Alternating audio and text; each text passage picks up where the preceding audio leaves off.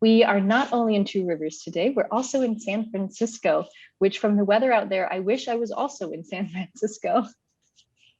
And we are specifically at the San Francisco Center for the Book. It's a 501c3. It's a nonprofit organization that fosters the joy of books and bookmaking, the history, artistry, and continuing presence of books in our culture and enduring importance as a medium of self-expression. They provide both a home for Bay Area book artists and a place where the wider community can discover book arts. It's really wonderful. Jim and I have visited multiple times. Everyone is welcome there, both experienced practitioners and newcomers alike. Jim and I would stay much longer, Chad. So if there's ever an opportunity, you let us know and we'll be there. Chad is going to be our person today to tell us more about the center. Chad is an artist and printer. Chad Johnson is a bookbinder, a teacher, and he's been living in the Bay Area for the past 2 decades. After earning his MFA in book arts printmaking from the University of Arts in Philadelphia, he's worked in conservation labs, letterpress shops, and libraries. He has experience conserving historic books, analyzing collections of rare books, working with artists and authors, printing both professionally on many different letterpress machines, and teaching, as well as sharing his love of books and printing. As the center's studio director and resident instructor, he brings knowledge and experience fueled by passion and enthusiasm for the art and craft of making books by hand. We're really excited to be able to talk to him today because he brings so much knowledge to it. And we can't wait to learn more, both about what you do there and about the center. So I want to say thank you, Chad, for doing this Hamilton Hang today. Well, thank you, Stephanie, and to Jim and to everyone at Hamilton Wood Type for inviting me today. It's a real pleasure to connect with everyone in this way and see so many new faces and familiar faces. As Stephanie mentioned, I am speaking to you live here from the print studio at the San Francisco Center for the Book, where I'm the studio director and resident instructor. And what I thought I'd do today is just kind of give you a quick slideshow, run through 2 quick slideshows. One is kind of how I ended up here. And then the second will be what we do here, because I think a lot of times I've talked with people around the country and they'll be like, they think it's just kind of like a community art center or something, but we've been here for 25 years and we're just getting started. So we're really excited I'm really excited to share that second slideshow with you. And then once we've done all the slideshows, then we'll come back to the studio and I'll show you some of what we do. I've got samples and presses and things to show here in the studio, and then answer any questions as far as like the equipment, the space, my involvement with everything, and where we're going. You know, as this pandemic sort of gets beyond us, where we're going next and what we're doing. So that said, I think I'll go ahead and just get the slideshow started. So let me get that going. All right. So there's a bad old joke from when I was growing up.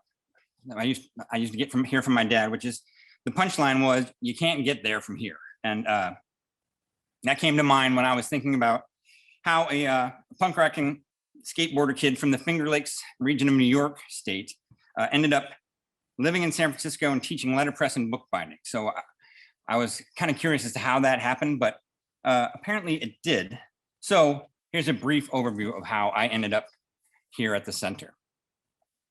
After high school, and then, like I say, growing up in Canandaigua, New York, I ended up going to Hope College in Holland, Michigan. I chose it for relatively random reasons, I like to say, and ended up double majoring in art and religion. Those 2 subjects just interested me and most. And through the art program, I spent a semester in New York City where I interned with a sculptor in Brooklyn, and I spent and a Soho art gallery down in the art district there. Well, I liked both of those things, but the work that I was seeing around Soho didn't excite me the way I expected it to as a young art student. But when the sculptor I was working for kicked me out of the studio to do some research around the city, I accidentally wandered in here. Now, many of you probably know where this is. I I'd had the Pierpont Morgan Library on my list of research libraries as just a place to like look up. The sculptor was interested in Fabergé structures and different things Fabergé was making. So anyhow, I wandered in here, but I was just completely blown away by this collection, by the displays, by what was on just out, and unprepared, completely unprepared. So this experience so surpassed anything I was getting from the work I was seeing in Soho that I started at that point to try and teach myself to make books. Well, the initial results left quite a bit of room for growth, as we like to say. So here's a book that I made in my bedroom in New York City, in my dorm room there, with a flannel shirt that I tore up for book cloth. So clearly I needed some actual instruction and this kind of thing. So fortunately I graduated, and I was able to begin on that instruction with someone who I believe is here today, Elsie Boswell-Ellis, and running the program at Western Washington University in Bellingham, Washington. I moved out there to snowboard, but because I was out there doing that, I was able to enroll in several bookbinding and letterpress classes with Elsie. And so while I worked at a library during the day and a factory at night, I took classes and I started to learn the basics of sewing, binding, and printing. And after doing a bunch of those, I realized making books is something that I really want to do. So applied to a bunch of grad schools, and that meant moving back across the country to attend the University of the Arts in Philadelphia. The MFA in Book Arts and Printmaking program that was offered there lured me back east, and this beautiful facade on Broad Street was quite the welcoming sight for me. Here, I would be introduced to so many wonderful people and aspects of the craft that helped me set my course going forward. So really, really just an exciting time. Mary Phelan ran the program at the time, and her love for letterpress books and setting lead type helped keep me on task, directed, and spell checked.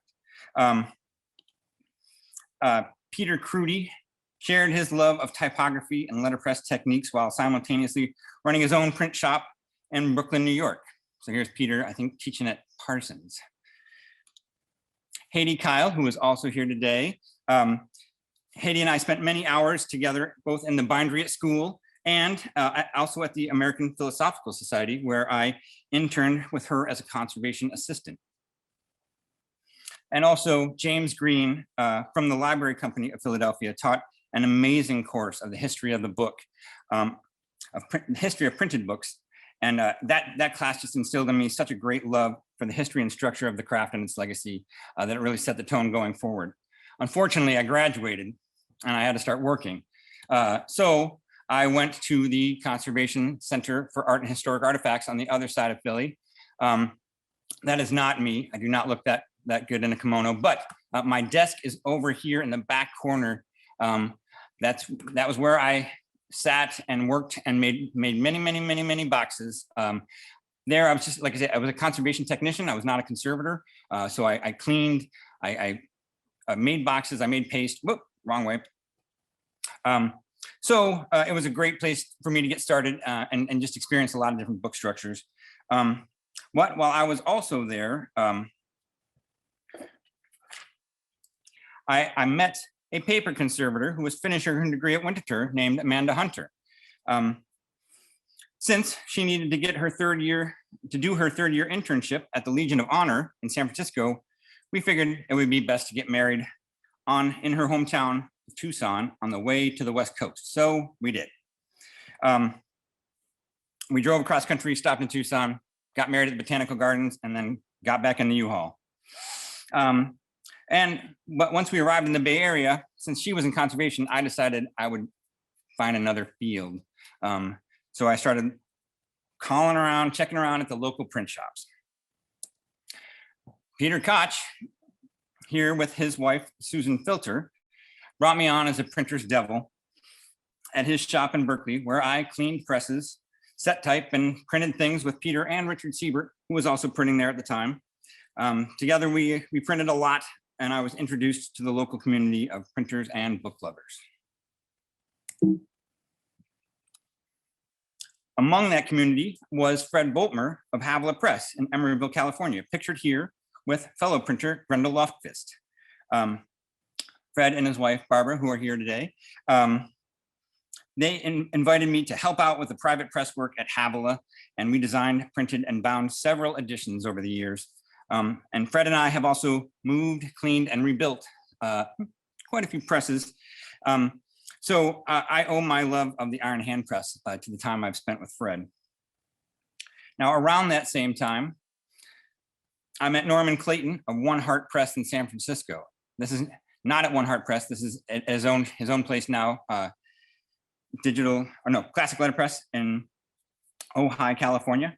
But at that time, One Heart Press was a job shop, a letterpress job shop owned by Michael Osborne of Michael Osborne Design here in the city. And Norman hired me as a pressman and introduced me to the ins and outs of running a commercial shop. So basically, I was then spending time between Havilah and One Heart, and then ultimately just running One Heart full time for many years, actually. So One Heart moved several times during the course of my time there, and that was actually a very educational experience as well, moving a lot of equipment and getting the electricity hooked up. But this is what I like to call a pared down shot. This is a shot of our space from 3rd and Bryant Street in the Soma district of San Francisco. And, this is pretty much the whole setup here. The only thing you can't see is our plate maker on the far left. But then we've got our Challenge guillotine, our Heidelberg windmill, my stone, and 1318 CMP. And the only other thing on the far right side was the computer that we did our estimates and file work on. But it was just as stripped down as we could get. And we enjoyed our time, and like I say, moved a few times. And so there are lots of stories that I could tell from running a 10 by 15 inker through an economic downturn. Basically, this was the previous economic downturn a decade or so ago. But while I miss the machines and the work, I don't miss the scramble of trying to bid competitively on jobs while trying to pay SF rent, taxes, insurance, and salaries. So at the end of 2012, the lease we had, the landlord was kind enough to say he was doubling our lease, doubling the rent on our lease. And so that was that nail in the coffin for One Heart. The business was closed and the equipment was sold off. So as I sat wondering what to do next in early 2013, the San Francisco Center for the Book recently moved into a new space, was in need of a studio manager. So running a shop and a bindery was definitely something that I was interested in. And it turns out the position had a few other needs as well, like printing giant linoleum blocks with a steamroller in the street for our annual ROADWORKS festival.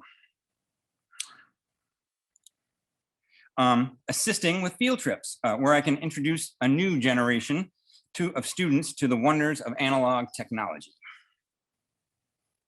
And running team builders. So leading team builders is something we do here at the San Francisco Center for the Book, where local groups can come in and I introduce them to the history of printing and binding, and then have them make something by hand. So this is actually a shot of a team that came over from Adobe, which Adobe, yes, that Adobe is right here in our neighborhood.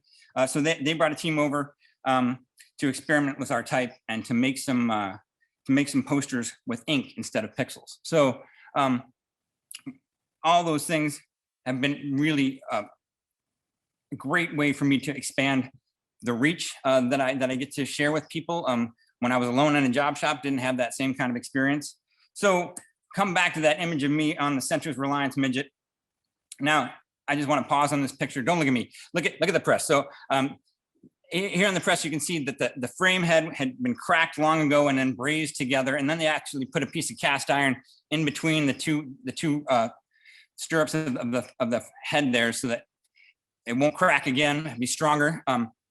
But so that was repaired. And then the tympan and frisket, it only had, you can kind of see it underneath the press there, basically like a window frame made out of wood. That was the tympan and frisket. It was a proofer that probably no one had ever really done edition work on.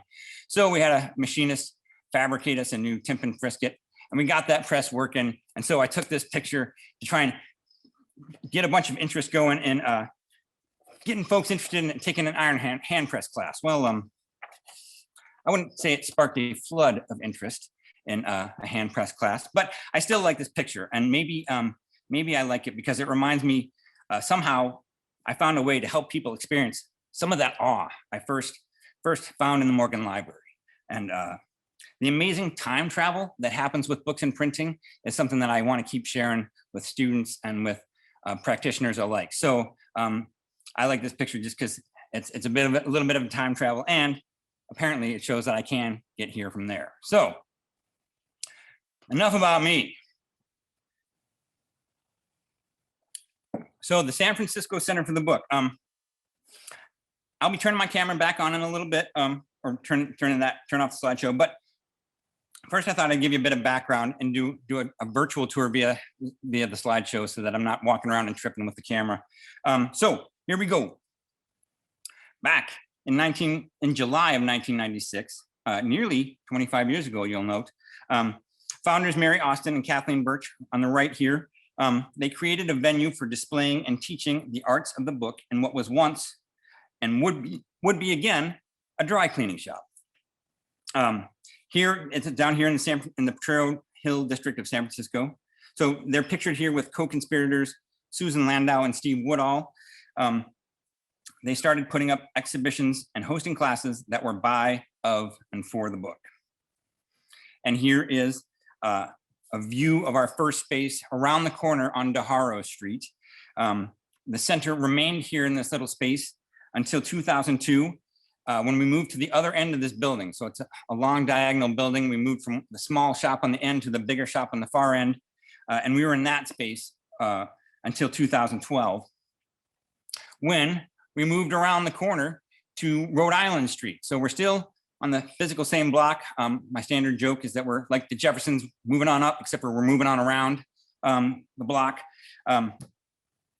So we moved around the corner, and our own building now. So we've got our own building, and the building is about 7,000 square feet. It has amazing light and high ceilings and an open floor plan that was a really great fit for our needs and our equipment. So, and then in 2018, actually, we wanted to make sure everybody knew where we were. So the team at Studio Heinrichs designed a mural for our building, and we had local sign painters make our presence known. So this is the view from the north side of the building on top here with the Buffalo Springfield. And then you'd walk around the corner and the mural continues all the way around the front of the building. And those are the front doors underneath the Collaborate sign. So, or actually underneath the Interrobang. So when you go in the front doors, guests arriving in our lobby are welcomed by a small retail space and some exhibition information. And currently with hand sanitizer and you'll note a little thermometer here. We can make sure everybody's not coming in with a fever. Right next to that, we have our donor case, recognizing a lot of our generous community. And you'll note that that also is currently adorned with COVID safety policies. Before entering the actual space, we have a display of what we call our small plates up on the main entry wall here. And I'll talk about those a little bit more in a little later on. But here's a detail of some of those small plates books as they sit there in our welcoming area. So our print studio, which is where I'm talking to you now from, takes up about half of our main space. And I'm going to go on quite a bit more, knowing our audience here will be interested when I finish the tour. So the other half of that main space is our exhibition area. And we have a nice bit of space, decent amount of wall space, and lots of vitrines. Here's a detail shot of our current exhibition, Rising Together, which is a traveling show. I'm going to talk about the exhibition program here at the center a little bit more later on, so after the tour. So leading out of the exhibition space is the hallway to our binder area, which consists of two main rooms. The first is what we call the bindery prep room, where we keep the majority of the tools and equipment that are used by our binding instructors and students. Here's the cutting crew. Back in the corner here, two guillotines, a Latham board shear, and a Vigelli standing percussion press. And then our lineup of foil stampers, which you can see they're all kind of jumbled. We move them around when we teach, so we don't keep them hardwired because it's too tight. There's the tool wall with just all the different stuff, book cradles and corner rounders and glues and all the stuff that's just been kind of languishing and waiting for the students and instructors to come back, along with the finishing presses and sewing frames on the corner wall. And once we leave that first prep room, we go into the teaching room. We've got our first donated piece of equipment, a Rossback perforator, which amazingly, I was still able to get a spring for. Rossback is still in business. Craziness. Also in our bindery classroom, the walls of that classroom work really great for exhibiting our ROADWORKS prints throughout the year. So we keep those up so that people can see the prints outside of the festival time. And so here is a student's eye view of the bindery classroom in use. The picture is actually taken from behind the sewing frame here. So our bindery classroom is really nice, big space. It can comfortably accommodate about 8 to 10 students, depending on how we arrange the tables. And it's a really nice, quiet room off the street where students can really focus and teachers can really have the attention they need to teach and learn and share things. So we teach a lot of bookbinding as well as calligraphy, and any focused classes are really great back in there. But once we head back out the hallway, out back to the print studio, here's a wider angle shot, not quite the full view, but almost. It shows most of the equipment that we have here right now, because it changes regularly. But right now, that includes 7 Vandercooks, 6 with rollers and 1 without, 2 iron hand presses, 4 CNPs, a Challenge Gordon Platen, as well as a variety of small tabletop and sign presses. The type cabinets start back in our entryway, the back entryway, and then they wind around the perimeter of the studio. Also in this shot is a Miles Nervin style proofer, a Conrad etching press, and a Lonely Pearl jobber over there in the corner just hanging out. Lots of type. Type continues. There's a nice run of Bulmer there, and it's italic, accompanying italic. And then just outside of, that's my office door there, just to the center left of the screen. And just outside my office door is the area that I call hand press corner. So in that is our refurbished Columbian, which is currently right behind me here. So this press is fully functioning, and we use it primarily for demonstrations, but also sometimes for teaching. We do get to teaching. It's the demi model with a bed size of about 24.5 by 18. And then right next to that is our Reliance Midget, the press I showed you in the other shot, which is 18.5 by 14.5 bed size. Since we are in San Francisco, we need to have some fresh type from Mackenzie and Harris. So this is a run of Kennerly that we recently acquired, and we're trying to get people excited about using fresh Kennerly. So it's freshly laid in the cases and ready for students to come and start setting once we're free to be back in here. We also acquired Jack Stoffker's Jansen type when he passed a few years ago. And so we're able to also have that historic aspect of San Francisco printing, as well as Adrian Wilson's 219 press, which was donated to the center by Adrian's family about 20 years ago. So I'll finish the slide tour with a shot of our newly expanded lineup of jobbing platens. Over the pandemic, we have gone from 2, so the 2 that you see on the left there, the 2 1015s, that was the only 2 jobbers really we had.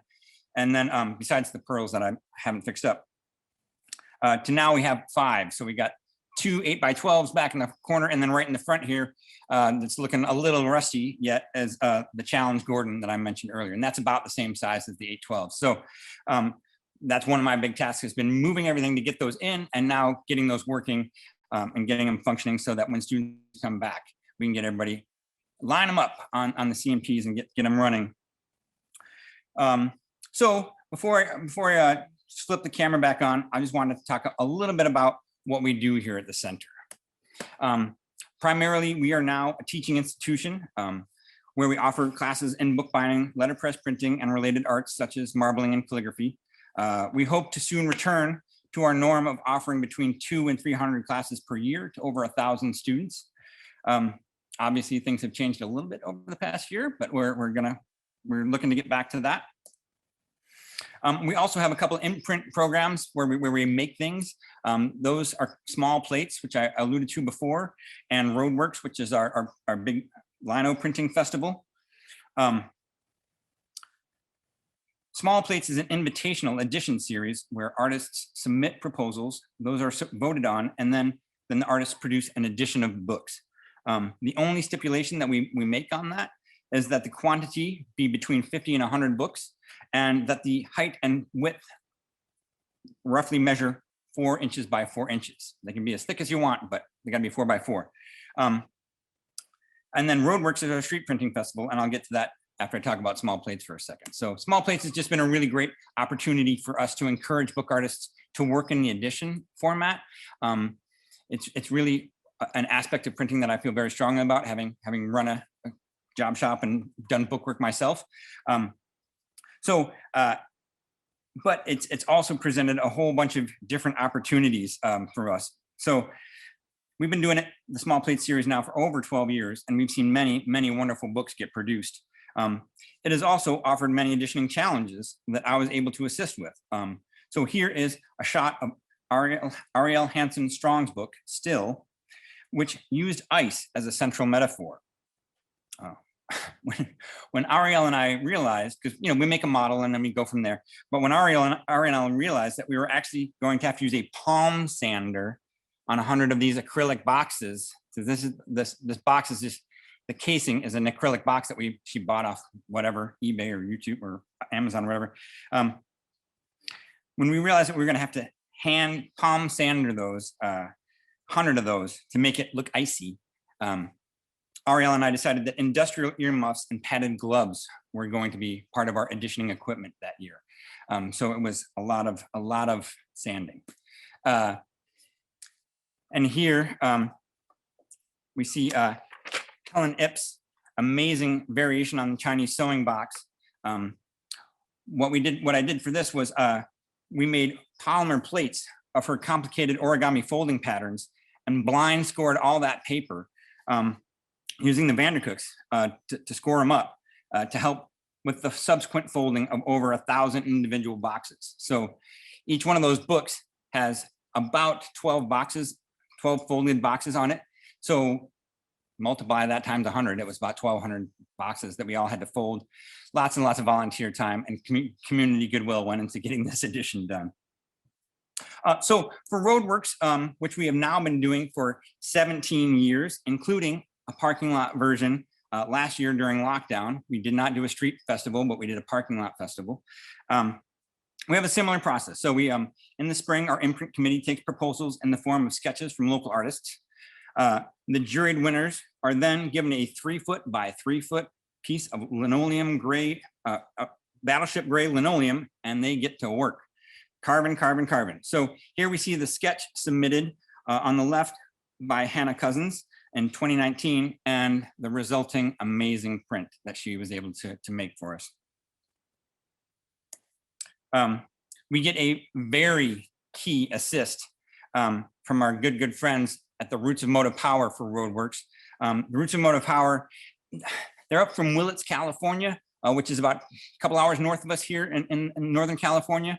And they are for early mechanical equipment the way we are for letterpress and books. So they have steamrollers and tractors and an actual wood burning, coal burning steam shovel that I've seen work. It's crazy. Anyhow, they come down from Willits to put this giant 7-ton roller on a flatbed truck and bring it down to San Francisco and fire it up in the parking lot Sunday morning. And it's always pretty hilarious as the black smoke comes pouring out of the Buffalo Springfield and the calls come in. What's the black smoke? We get the sign off from the fire department. It's all fine. So then what I do is I work with an inky hands team and a clean hands team, and we ink up the plates. So on the left, you can see we've inked up Hannah's big plate there. We lay it down on the street, and then we put clean paper over it.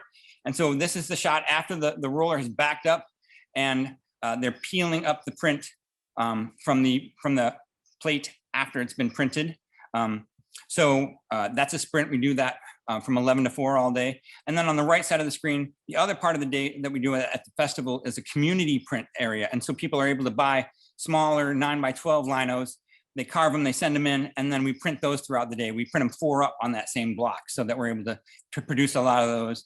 And what we do with that is the artist gets a copy and they get their block back, but then we sell the other ones throughout the day as people are watching them come off the street.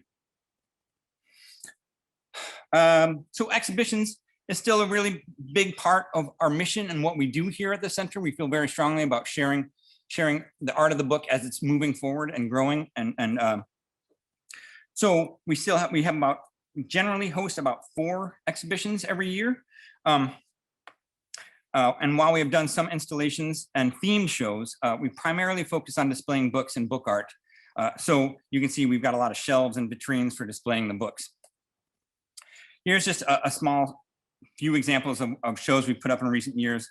Clockwise from the top left is Freud on the Couch, a traveling show that started at the CBA in New York. And then above that, on the upper right, is Posted Unposted, a book art collection from the Nordic Letterpress collaboration. And below that is our co-founder, Mary Austin, who's still very active in our exhibitions. Pictured here with her longtime friend of the center and co-curator, Betsy Davids. They did an exhibition on palm leaf books. So this is them at their opening. So happy and proud for their exhibition. And on the bottom left there, that's me hanging the press sheets so that everybody can see the press sheets that Kitty Marriott had done. Actually, Ed Richard Siebert, I believe, did that in Berkeley. So I was hanging press sheets from an old friend there for her Drop Dead Gorgeous show. And here's actually a shot from that opening of that show. And really our exhibitions are just, the openings are a great time for our community of instructors and students and supporters to come together and kind of like get a lot of cross-pollination and a lot of great conversations and great ideas come out of those exhibition openings. So we're really feel strongly about those. And so we are continuing on with exhibitions throughout the pandemic and beyond. So obviously much of that has been on hold this past year. We had to pivot to online programming in the meantime, and our staff has all contributed to a shift in online workshops held over Zoom. And we also started a series of studio visits, very similar to the Hang here, that we do weekly on Thursdays that we call Shelter in Studio. So the picture on the left is, I actually taught a 4-class series in Letterpress Essentials. So this is me locking up a chase, so people can understand locking up on a stone. And then on the right is me running the first Shelter in Studio. And I guess I'm showing off my sewing frame there that I handmade with a binding friend, Tom Conroy. So, while online programming has helped us stay connected to our students and community, something that will definitely no doubt continue as the pandemic moves behind us, we look forward to opening our doors again for students, book lovers, and curious souls from around the world.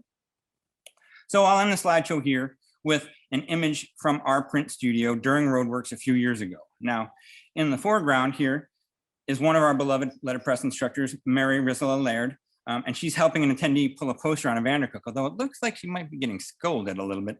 But what I really also like about this image is all the folks in the background smiling and chatting and sharing and learning about books and printing. So once it is safe for you to do so, we really would love for you to all come visit us here in San Francisco. So I'll end the screen share there and we'll come back. That was amazing, Chad. That was absolutely wonderful. You had us all stunned. There's no questions. There's a couple questions, and I just kept writing things down the whole time. So thank you. That was so much information in such a short time. Well, you're welcome. I was trying not to much luck. No, no, you didn't watch the clock. It was perfect timing. So I'm going to remind everyone, if you have any questions, please put them in the chat or raise your hand. I'll keep an eye out for you. And I'll start with a question that I had, which was, how big is your team? You guys are doing so much. How big is your team? How big are your volunteers group? Because it's amazing what you're doing and providing. Oh, thank you. So we are a staff of 5 full-time employees right now. Our executive director, Jeff Thomas, I believe, is here in the room today. But also we have Cheryl Ball as our outreach and administration manager.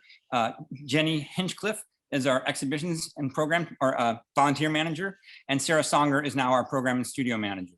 So, and then with me, that makes 5 of us doing most of the work that you see here. ROADWORKS is a outlier exception for sure. Like ROADWORKS, we have between 50 and 100 volunteers, depending on the year, depending on the need. It's become such a big event that we have a lot of goodwill and a lot of people just willing to line up. So that makes that event really doable. We wouldn't be able to pull it off without all those volunteers.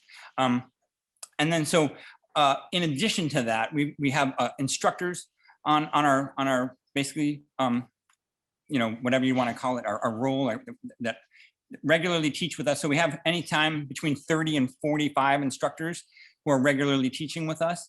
And our instructors are our lifeblood and we love them so much. So we've been really working to try and stay connected with them through this whole time because they bring so much to the center and so much to this community that it really prevents me from teaching the same thing over and over again and getting burned out.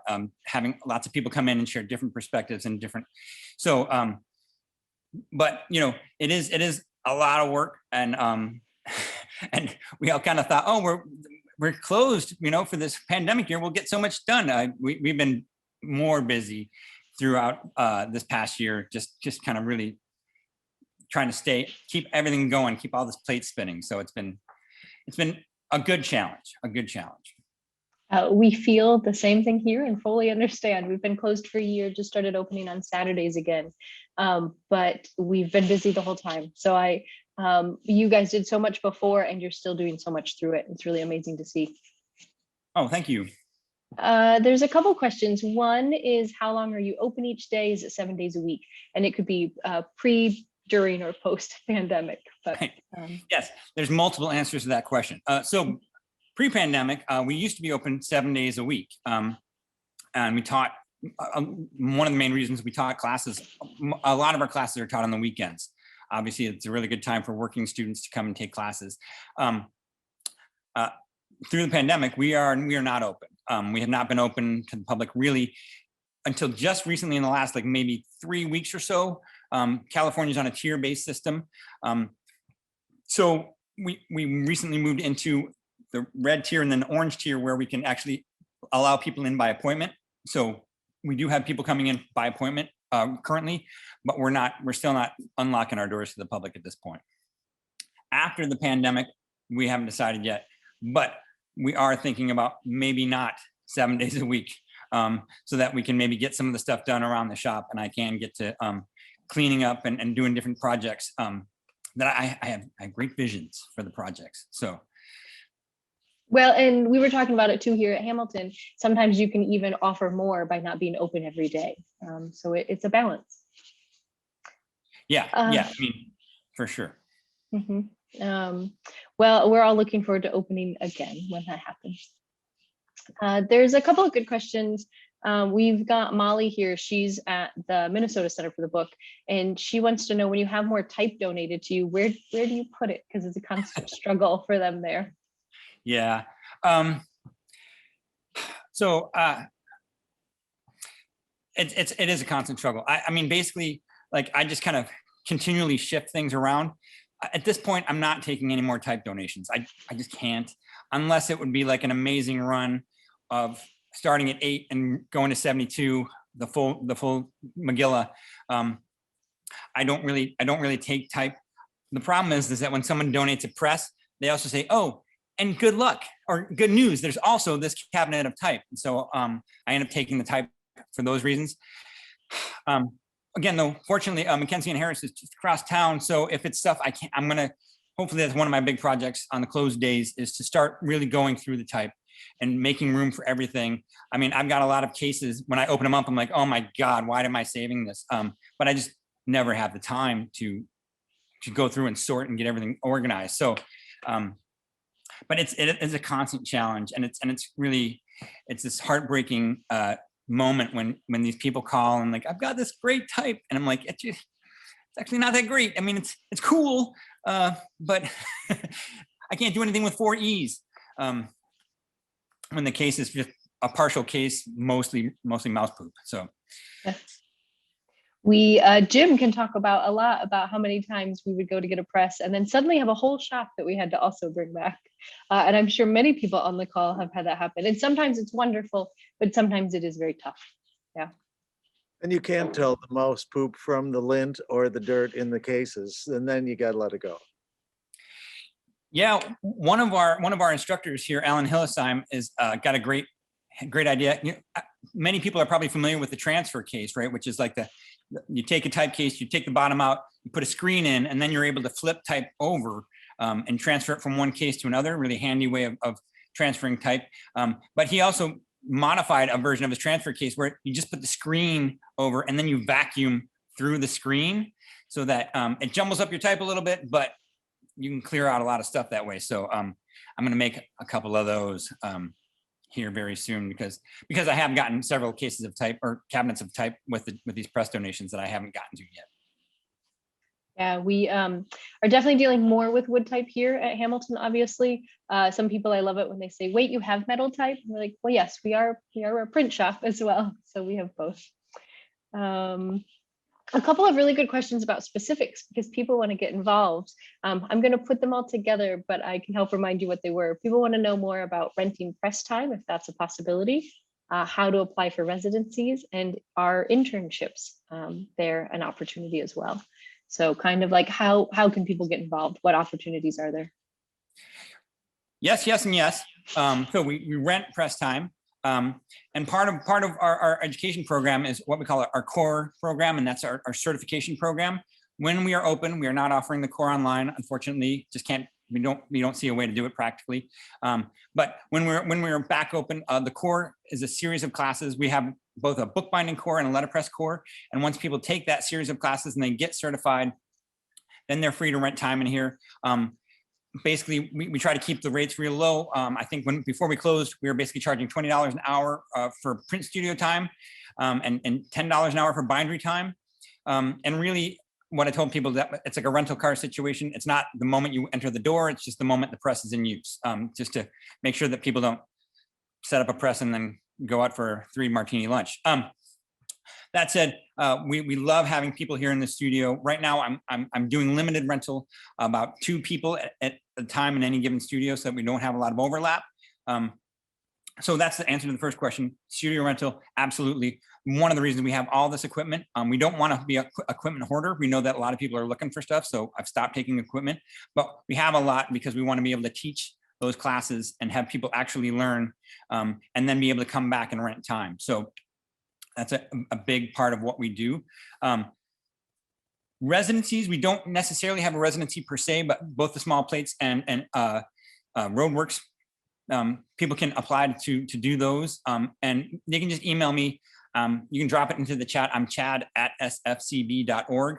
And you can just email me, say you're interested. And then when the imprint committee and I get around to doing the next cycle of each small plates and ROADWORKS, we'd be happy to just send you an invitation to participate, send a proposal.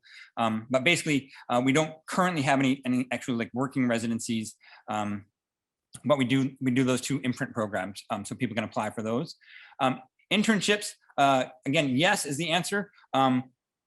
I don't know is the longer answer as to when I'm going to be able to start taking interns again. It kind of, like I say, depends on how things play out with safety concerns and opening up. But again, you can always email me as the studio director. I work with interns on the regular, and I love having interns, especially when there's a lot of availability and they want to just come and work. Many hands make light work, right? So that is true. I loved it when you were talking about the small plates, sharing very specific information about some of those additions. So thank you for that, because knowing more about the processes and that hand sanders have to sometimes be a part of that is really important as a reminder that there's many different ways to make art and make books. So I appreciated that. We even have individuals over in the chat talking about they were in the middle of core, so you're going to see them soon. Oh, good. Yeah, we worked out a relatively elaborate system to keep track of who had signed up for what when everything closed down. And so once we open up, we're going to make sure that all those people get contacted first and get priorities for the spots. And the first series of classes that we offer in person are going to be makeup classes. So we are very much looking forward and appreciative to everybody who's been waiting so patiently for this to be clear. Mr. Jim Moran has his hand raised. Jim, go ahead. You want to ask? Chad, one of the things that I thought was really interesting is you talked about your educational background. It's not like you just had decent teachers, you had bizarrely exceptional teachers. You know, I mean, they're kind of a who's who in both printing and bookbinding.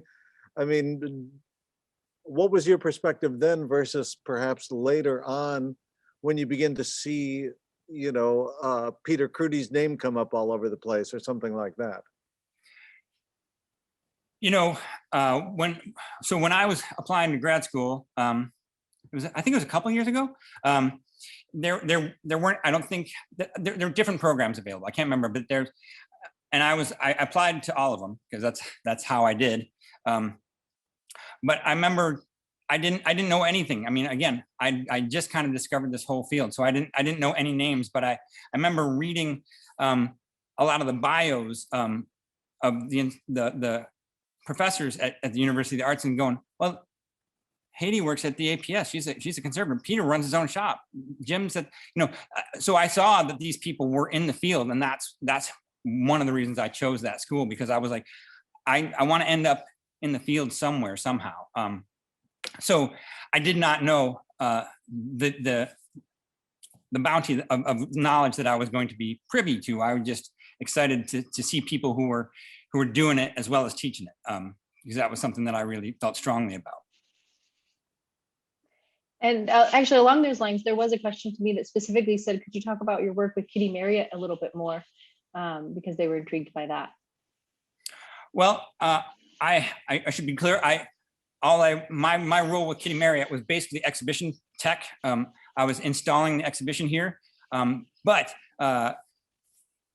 as I was mentioning, so she had that reproduction of the Trans-Siberian Railroad reprinted based on like these elaborate scans, and the printer who did that was Richard Siebert, who I had worked with many years ago. So it was kind of this nice collaboration of or coming together of different things where I knew the printer, I knew Kitty from years ago. I met at a PBI years ago, and so to help her hang this show and make this show shine with printed work from a friend who printed the work, and also I knew many of the binders in the show.